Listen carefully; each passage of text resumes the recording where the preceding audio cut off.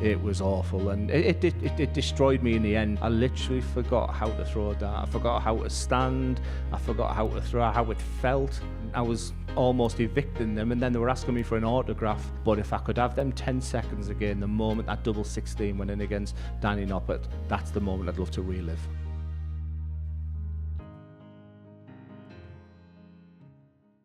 Hello and welcome to the latest edition of Tungsten Talk, the show where we take a deep dive into the life and careers of some of the biggest personalities in the world of darts. And delighted to say that today joining us is our very own Glen Durrant. Glen, a man who's had a highly decorated career, highs and lows in it as well. But what we want to do is find out more about the man, find out more about where you came from and where this darting story was built. So let's take you all the way back to childhood, if you can remember that far back, and it's going back. Let us know what the sort of landscape was for you and when you got sort of introduced to darts. Yeah, I mean, jumping ahead slightly, there was a TV show once, and it called the area I lived the worst place in Britain to live. I'm very proud from Middlesbrough, but the area was called Grangetown. But very happy memories, very sporting, of like workingmen's club. I remember my dad would work in the steel industry, and would, you know, the automatic thing would then go. So I was sort of introduced to snooker, billiards. If you lived in Teesside in the mid-80s, then billiards was the go-to. We've created loads of world champions there. And the fascination of darts sort of come from my brother. My brother was arguably the best in the area. Could have been, you know, he could have gone all the way. Suffered a little bit with dartitis, but I think that's where I first got the taste of darts. So it's very much that sort of familiar working class story then? Yeah, the real culture around the club was the epicentre of, you know, where families went. You know, the show of the month on a Friday and Saturday night would be full. It was just very stereotypical of the 70s and 80s in a working class background in there. And the love of darts was just obvious, and a match between Jockey Wilson and Eric Bristow in 1989 was a real moment. So when did you actually start playing the sport? Roundabout, believe it or not, I think I was British teenage runner-up in 1986, part of the Cleveland squad. So, but I was still very much in love with billiards at that point. I was beginning to get 100 breaks, nowhere near the best in the area. And a true story was it was 9 players per team for the darts. We only had 8. Guess what? You know, Glenn, you're going to have to play. I'd played with my brother, and I remember it was a team from a place called Billingham, and I hit double 13, and all the 50 breaks, 100 breaks I'd had at billiards, I'd never had that feeling when that double 13 went in. I was hooked, but, you know, a 19-year-old, it was round about the time also I met my wife-to-be. Yeah, so let's talk about that, because most of the darts fans didn't really become aware of you until you were in your 40s, right? So what happened then in that period? What was Glen Durrant's life like from, say, 19 until 35, 40? Yeah, I worked hard in housing. A housing association, went from sort of housing benefits up to managing Grangetown, where I was born, that housing office there. Still wasn't enough to sort of money-wise and sort of play darts. So I did work on a karaoke, and there was a point in my life where I was 6 days a week. Play, pause, and fade. If I press, you know, any time I see them words, I have sort of flashbacks of listening to someone singing Simply the Best. So I worked hard. You know, I wanted good things for my family. I've never shied away from doing a day's work. So, and often that would mean working on the afternoon and night. Where was darts then in this time? Nowhere? Thursday night. Yeah, Thursday night. Nowhere near. Would walk in, have 6 darts. And I guess the idea, you know, the best part of that was the fact I was just meeting my friends. I always had that competitive spirit, but nowhere near the best player in the team. No idea that one day I'd go on and do what I did. And when did you start really being able to take it a little bit more seriously? I think I finished my loans. There was a thing, I remember just having loans all my life, and there was a thing called a consolidation loan. So you'd have all your debts, get this consolidation loan, and I think I must have been 39, because it was 1999, where I thought, oh, now I'm debt-free. I think I will give this. And it was a strange meeting with an old Super League captain by the name of Albie Crane. Had I not met him, I often think of that. I was going to the shops, and he said, well, one short, come and play Super League. And in 1998, 99, I was beginning to practice 6 hours a day and quickly went to be the best player in our team. And that was the catalyst. When you say you're practicing 6 hours a day at that point, for someone who only really treated darts as a bit of a hobby, was there a purpose in that? Were you actually aiming to make it something more? No, there was no strategy. There was no, I was playing county darts. I was winning. I remember Jamie Caven once saying that everybody knows you, Glenn. I batted him 5-0, 5-1. He'd come down to Teesside for an exhibition and I absolutely leathered him. And he said, everybody knows who you are in the UK, Glenn, but you've got to get out of Middlesbrough and, you know, just representing your county is not enough. And I think maybe just jumping, I mean, the timeline's not great, but I remember winning the Northumberland Open. And when you're the best in the North East, you know, that's when you start thinking, you know, maybe in roundabout now I'm 40, 41, 42, and that's when I decided to go on the BDO tour. And what were your first sort of big moments there when you started to think, actually, maybe I'm not just the best in my area, I could be the best on tour? And not straight away. I remember going to the Dutch Open, and you know, we often talk about preparation, and I was going on the drink. You know, I was just treating it as a weekend away and forgetting, you know, that I was away from my wife, I was away from my daughter, spending our money and not really preparing, you know, correctly. I would sit with the Stephen Buntings of this world and just laugh my way through the weekend and thinking that was satisfactory. But I think I got my head down round about when I remember winning the Northern Ireland Open. So I'll have been 43 at that point, and I could see me ranking. I was checking the BDO rankings all the time at that point, and then I had a strategy. I wanted to get to Lakeside. And I was just going to come on to that. So you've now got aims and goals as well, something to work towards. What was it like when you finally did manage to get there? Well, I had the disappointment of the year before of playing Alan Norris, and it was crazy. I played the World Masters and I'd qualified to the TV stage. I think going back as well, I had a flashing moment where I played Martin Adams live on BBC, but didn't kick on from there. You know, so this is still many years later, and I qualified for the TV stage. But it was that incredible place. It was at the Hull Ice Rink. I mean, it was a terrible venue. I mean, it was freezing cold. All the players coming from around the world. And I thought, this is the best UK can offer. And then I'm in the final of the Lakeside qualifier. And if my memory's right, the winner played Barney.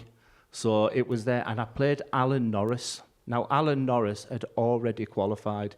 It was just this weird scenario where they put the Masters on when all the rankings weren't necessarily finished, but mathematically he was through, and here he is playing me in the final, and he's playing with no pressure, I'm playing with all the pressure in the world, and he really gave me a good hiding. Yeah, so he stopped you from qualifying there. Did that give you the hunger then, even more so, to make sure you did get back next year? I cried. I was thinking 43, 44-year-old, and I was in bits, and then I had to go on and play the World Masters, and somehow I played Craig Baxter from Scotland and got through that game, beat John Boy Walton the next day. So it wasn't a disastrous of a weekend. Once again, it was Wolfie Adams who stopped me in the quarter-final, but then the hunger was there. I wanted more at that point. And I want to ask you about that, actually, because you just mentioned the age then.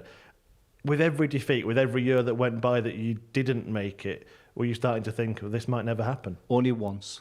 So I had the most incredible Open in Lakeside where I reached the semi-final, and it's still the greatest game I've ever played in my life. I played Martin Adams. 99% of that Lakeside crowd are howling, you know, whistling, and they were all for him. And he's this Super League county guy from Middlesbrough who's making his debut there, and you know, I played some fantastic stuff. Again, I'd had a taste of Lakeside the year before, losing to Alan Norris, so you can understand why I don't like Alan Norris. But I was okay with that. I was okay losing to Martin Adams, and I had match darts. But I lost to Scott. I then dominated the BDO, and I was cruising against Scott Waits, 4-1 up, 3-0 up, something like that. The crowd got to me, and I ended up losing the game. And I remember an interview with Rob Walker on BBC, which is the toughest interview. That's the only time I thought, I'm spending all this money. I'm in Belgium, I'm in Holland, I'm in Finland. I'm not seeing my family. I've dominated, I'm having all this disappointment. That was the only time. It took some resilience to bounce back from that defeat. What was that period like that you described yourself as being dominant in the BDO? Great. I could walk into a venue, because hopefully we'll talk about the laws as well, but I could walk in the venue round about 2016, round about the time Stephen Bunting went to the PDC. He was the dominant player in the BDO, so it was up for grabs. And I could walk into Chelsea at the England Open with 1,000 people, just look around, look at the draw, and look at the bottom half and thinking, who am I playing in the final? The confidence was just bursting out of me, and it was a great period. We've reached the point, Glenn, of talking about the glory days, those Lakeside victories, starting with the first. What were your memories of that tournament in 2017? Nervous. I think I was even money favourite to win the competition. I dominated the BDO again.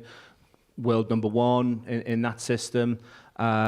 Cruised through my first game against Karol Sedlacek, who averaged 100, and everything was good. And then I walked into a second round game with Paul Hogan, a match that changed my life. Yeah, that was one of those sliding doors moments, really, wasn't it? Where he had the opportunity, you came back. What were the emotions like in that game? Did it feel as meaningful at the time as how you look back on it? Yeah, I'm not really sure about. I just knew I'd got away with one, and I felt it was like I should have beat Scott Waits last year, and that's when you can get a little bit spiritual about the whole game and where you're at. And I was thinking maybe that's a little bit of payback. I'm sure Paul Hogan doesn't see it that way, and every time we see each other now, it's the first thing we often talk about, but that was the moment. And once I got to a game where he dominated, he battered me, and I was known for fighting and scrapping and grinding out results. And I say that was an incredible moment. And I thought, surely now my name's on the trophy. That's strange, isn't it? Because you've been this dominant force, and it wasn't actually a performance where you felt $1 million that made you believe you could go on and win it. Yeah, I went into it as even money favourite, wishing I was 33-1. Years later, when we talk about the laws, I often wished I was back to being even money favourite. It was tough to have that tag as being the favourite and not winning a title. So when it did come to the final with Danny Noppert, wow, it was an unbelievable day. Even a little bit of goosebumps right now saying that. And everybody knows what a great player he's gone on to be. Not an easy assignment to beat Danny Noppert to win your first World Championship. What were your memories of that day, that night? I think round about 5 o'clock it started, and I went down for a Lakeside Sunday dinner. And I looked at it and I was like, oh my God. And I could see the panic on my wife. I just couldn't eat. I felt nauseous. I thought, I can't do this. She somehow made me have some soup or some prawns. I remember the starter. And going to the venue, and Danny was there with his friends already, laughing and joking. And I went 1, 5, 20, 21, double 5. I'm all over the place. And it's really important to mention the name Dennis Coleman at this point, because he travelled far and wide with me. And I rang with panic and like, get here now, Dennis. But by the time he got there, 20 minutes later, sweat pouring off his head saying, what's wrong, are you okay? I'd settled. I was hitting 140s, and I was like, Dennis, I've had a moment. I'm all right now. I remember just an electric atmosphere. It's such an intimate venue. It's the best atmosphere I've ever played in that Noppert final. It was incredible. And I dreamt of that moment a million times. Every time I went to bed, I dreamt of picking the Lakeside trophy up, but not once did I fall to my knees. And when I wanted 48 to win it, it was, if I could have just bottled that for 10 seconds, that feeling was unbelievable. Did it live up to those dreams? It did. I had a funny story. Afterwards, you go for a champions meal where you do a talk like I'm doing now. And that was when the moment really sort of hit me, and I had to follow Lisa Ashton, I think, who just won the ladies one. Just on the back of a beer mat, I wrote a presentation of what I wanted to say. It was, and then next few days and weeks, taking the trophy to the Riverside as well. Yeah, there were tremendous times. And you spoke about already sort of becoming dominant. Now you're the world champion as well. You're the main man. You're the one that's got the target on your back. But you seemed to bear that well, didn't you? Yeah, I did. I handled it really well. It's amazing what confidence and belief can do in the game of darts. And them next 3 years, if I got a runner-up, people were like, oh, never mind, Glenn. Runner-up in the Dutch Open to Mark McGuinney, and people were like patting me on there, never mind. It's like 5,000 people in it. So wonderful times. Arguably, just round about the top of my game then. I still think 2019 was the best. To To go and defend that title, what were your memories of that? The Mark McGuinney final. I think I had a match with Jim Williams, if that was the right one, or Jamie Hughes. My memory's not great, but I just remember this Mark McGuinney 6-4 up, first to 7, going off and getting my preparation wrong. I just didn't do what I'd been doing, and I was all about mind, psychology, and I was talking to family and friends, almost like I'd won it. And before I knew it, the match was 6-6. He has a match darts to win. I ping an unbelievable double one. I check out on a 1-4-9. I guess the rest is history there. But McGuinney really should have won that game. I remember as well around that time, that's when everybody on the PDC side was starting to clamour for this guy to come and move across and test his pit there. I remember the BDO for life was the term that came out, wasn't it? I was sick to death of the questions, and going back to one of your original ones, I wanted to be debt-free again, in a sense that I wanted to pay my house off. I had a good job. I was managing a housing office at this point. I was comfortable. I was, maybe earning $2,500 a month and, comfortable. I could play my darts. I was winning lots of money on the BDO circuit. Everything was good. Was I going to risk it? But then I went to an exhibition in Leeds called the Dazzler, and I averaged 119 against Phil Taylor, beat him 4-0.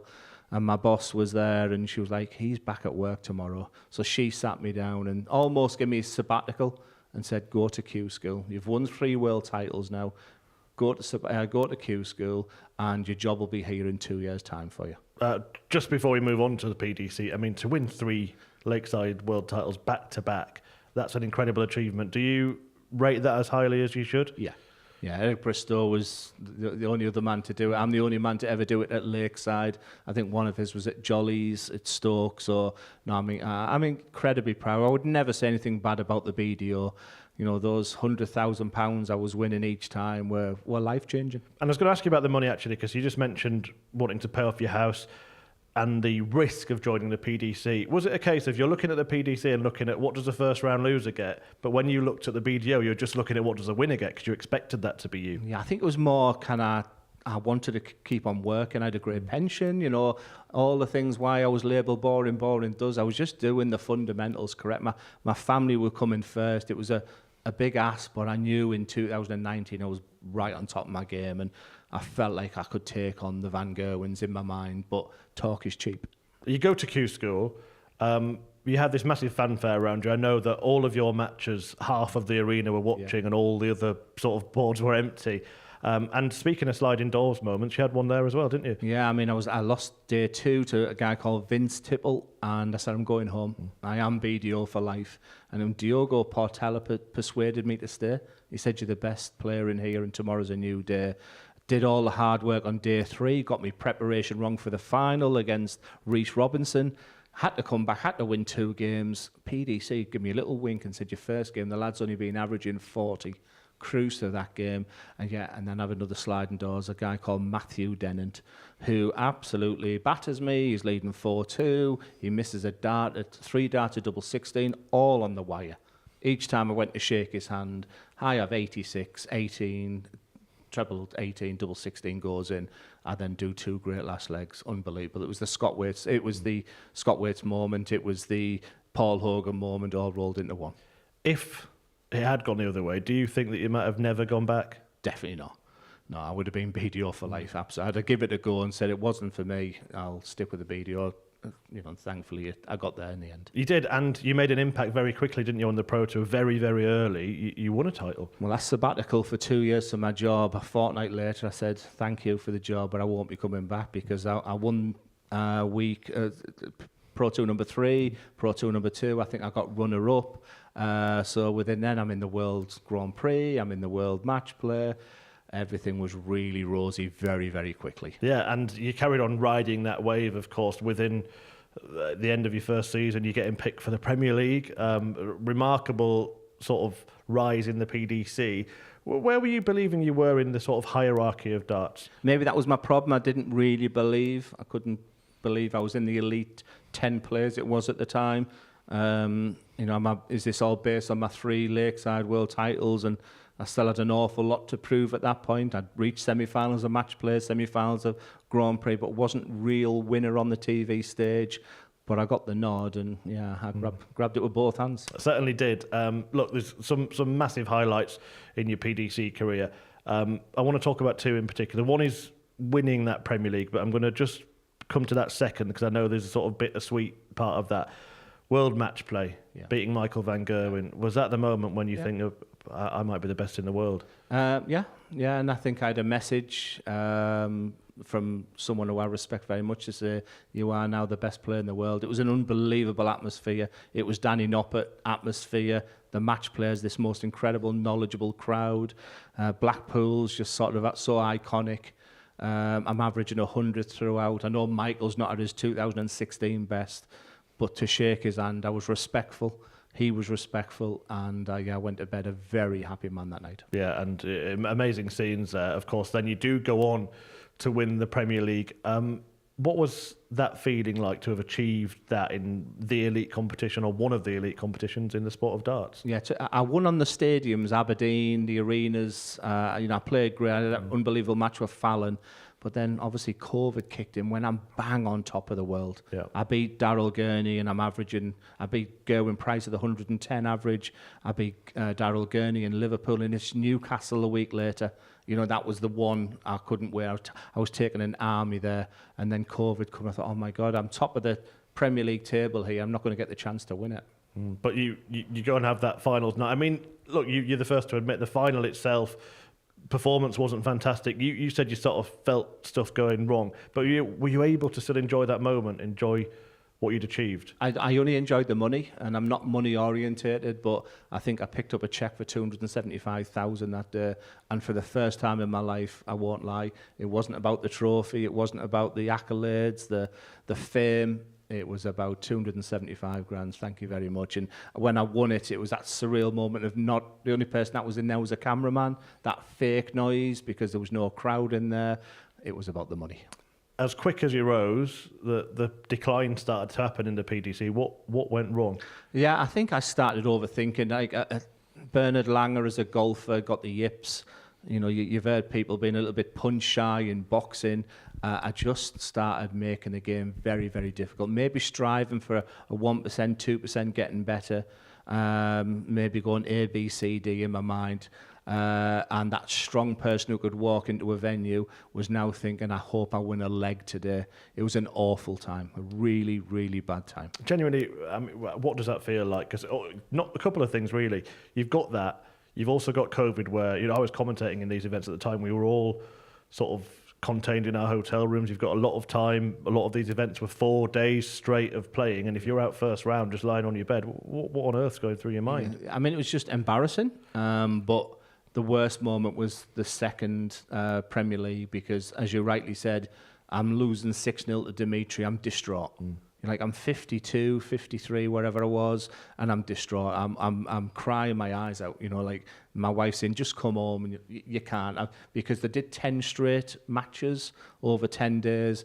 It was awful, and it destroyed me in the end. I didn't have time to sort of just go away and maybe plan a different route. It was just so intense that maybe that was the end of me right then. Did you ever put your finger on what went wrong? I think overthinking. I think when your timing goes, when you forget how to throw a dart, is maybe the answer I'm searching for. I literally forgot how to throw a dart. I forgot how to stand. I forgot how to throw, how it felt to throw a dart. I just made the game really difficult, and the mind won. And there's a decision to be made then, isn't there? Because you're probably starting to think, well, I'm not going to get back to where I was. Back to housing or reinvent yourself, which is what you've done. I went for a job in housing, put my shirt and tie on. My wife was begging me, don't be going. I went to this interview and they went, what credentials have you got? And then they went, we're only joking, Glenn, we can't believe we've got the 3-time world champion coming back to here for a job in housing. And that was one of the reasons I left. I couldn't handle the fact that I was a champion at darts. I was, rather than being a housing manager. I had people coming in, I was almost evicting them, and then they were asking me for an autograph. So I knew that was the wrong, the sort of message. And then I'm not sure how it worked, but then the MODUS Super Series said, come down, have a screen test. and and maybe I never thought the journalistic punditry happened. So I'm so grateful of what the MODUS Super Series did for the next phase of my life. When did you realise that maybe you had something to offer darts other than playing? I think when I started analysing throws, doing my research, looking back at the throw of Alex Small from 2 years ago, knowing I was commentating them today, and I knew I had the passion there. I tried to be you. I tried to be Dan Dawson. I tried to be Rod Studd, and then I realised that let's just go down the pub and just say this is what's just happened in that game, because I'm not a wordsmith. And I just seemed to find my feet, and the passion was just like I was as a player. And I felt I was rejuvenated, reinvented myself, and the sport I loved again. And similar to your playing career, you've had a meteoric rise as well in terms of commentary. Look, like your life, you don't forget your roots. You're still here at the Super Series. But of course, a key part of the Sky Sports team now at the World Championship, the Premier League and everything else. And that just happened. Just out the blue, I went for this podcast, loved the darts. I moaned because there was a queue. There was a 6-hour drive to get there, 8 hours coming back. So everything on the M1. I complained, never doing that again. Somebody saw something in that podcast and said, do you fancy coming to Grand Slam of Darts and commentating on a game? And yeah, it's just funny how moments you just get out of the blue. The MODUS Super Series come out the blue. The Sky Sports came out the blue, and like I said, I give it my best. I work hard. I don't just turn up and just start talking, because I can't. So I'm here at the MODUS Super Series now, and I've studied every player that's here today, and hopefully each time that comes across. And there's another element as well, isn't there? You mentioned analysing throws. Coaching's a big part of your life now. I think I'm at my happiest place when I'm coaching right now, and it's gone crazy. There's no interview these days without talking about the Luke Littler effect, and everybody wants to be a dart player. It's rock and roll right now, and I'm reaping the benefits. And there's lots of good things coming in 2025 right now, which I'd love to tell you, but it's only maybe about a week or 2 weeks away from announcing more good things I'm doing in relation to coaching as well. So the coaching is just giving me a real appetite. I love it. One thing that you were really noted for in your playing career, and I think as an observer and friend and colleague that it shows in the commentary, probably the coaching as well. You mentioned it, hard work. You wouldn't describe yourself as a natural talent, would you? You've worked hard to get the best out in all of these areas. And maybe that's the problem. When I watch Adrian Lewis, he's just, I do a little bit with target darts as well, and his throw is effortless, and he can still throw a dart. Mine was hard work, my throw. It was almost mechanical. When one of the wheels fell off, I wasn't able to sort of correct it. So not natural. I felt like I worked harder than any other dart player out there. Have you got remaining goals, plans for the future? I'm just very happy. That's all I would want to say. I'd like to say to any dart player, there's life after darts. There's life after professional darts. I've been very lucky. That's why I love being here at the MODUS Super Series. They give me the opportunity, and I want to repay them back. I'm very happy. I want to be the best coach in the world, like I was the best dart player. I'm just in a great place right now. What are you most proud of?